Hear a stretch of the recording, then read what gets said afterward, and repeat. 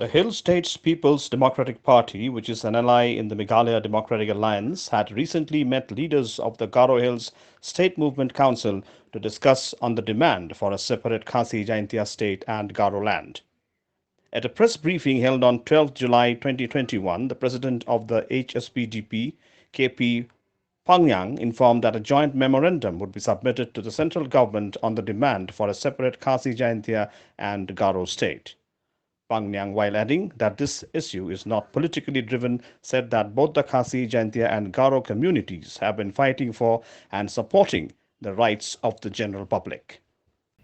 The range you two EP, Hakaji Sutu Jongi, Atli Giniki, body give up two Yaganiki, Yaganiki issue, it has Sutu Shaiba, Apo Garhis away.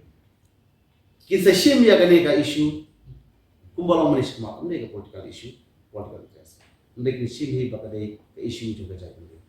The Niki speed peer with the shame Bakade, Bentajan Japan. Bangi Nescam, Bak, Reeb, Awak kasi ingin share dengan omday bagade ka issue bukan rat Hspdp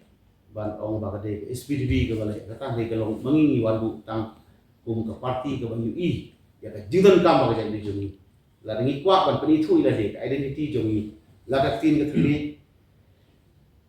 la ka jin ke hok long try man try berkhoi ba kam tam hadin bangi yo ka ri India hoi ni la room ha ko ri India kam tam KHASI-JAINTIA ke room ling bagi the Federation of KHASI State, hari ini ketua kami ke District Council, lembah ke 6 schedule, tertentu mentari ke susu mentari dalam state sampus dan, ban peniopat yang kini ke hok ten raja ni, kalau ke kendau ke siap, halor ke riti ke lustur, halor ke tim ke cendi, ni susu syajin ke parti, ban orang ba, datang bangin tawa, ban yomno, ya ke jela, ke bertemai, ke berklam, ke berkelihat ke KHASI-JAINTIA State. Bata Garulan, ini artli kita jadi major tribal nok dan kasih jungi ini jawapan bil opat